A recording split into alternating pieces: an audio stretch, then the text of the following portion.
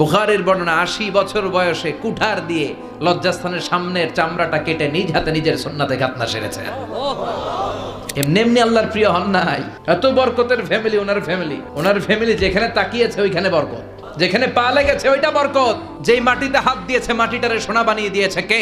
প্রতিদিন ১২০টা রহমত নাজিল হয় এই কাবা ঘরকে কেন্দ্র করে। সিত্তুন আলী তাইফিন, ৬০টা রহমত যারা খালি তাওয়াফ করে। এই তাওয়াফের ইবাদতটা ওই জায়গা ছাড়া পৃথিবীর কোথাও করা যায়? আর ৪০টা রহমত যারা কাবা ঘরে নামাজ পড়ে। ৪০ আর ৬০ ১০০, বাকি রইল কয়টা? বাকি ২০টা যারা তাওয়াফও করে না, সালাতও পড়ে না, খালি কাবা ঘরের দিকে তাকায় থাকে। রাজমিস্ত্রিগিরি যখন করতেছিলেন বানাতে বানাতে আর নাগাল পায় না, আল্লাহ বলে এই পাথরটার উপরে দাঁড়াও। উনি দাঁড়ালেন। এবার যতটুকু উপরে ওঠা লাগে পাথরটা অটোমেটিক্যালি উপরে উঠে যায়, যতটুকু নামা লাগে অটোমেটিক্যালি নিচে নেমে যায়। কোন পাথরে আপনি ইচ্ছা মতো লাথি মারলো এখানে পায়ের দাগ পড়বে। সাইয়েদনা ইব্রাহিম ওখানে দাঁড়ানোর সাথে সাথে উনার ফুটপ্রিন্ট পাথরের মধ্যে লেগে যায়। কাবা ঘরের পাশে গোটা বিশ্বের মানুষের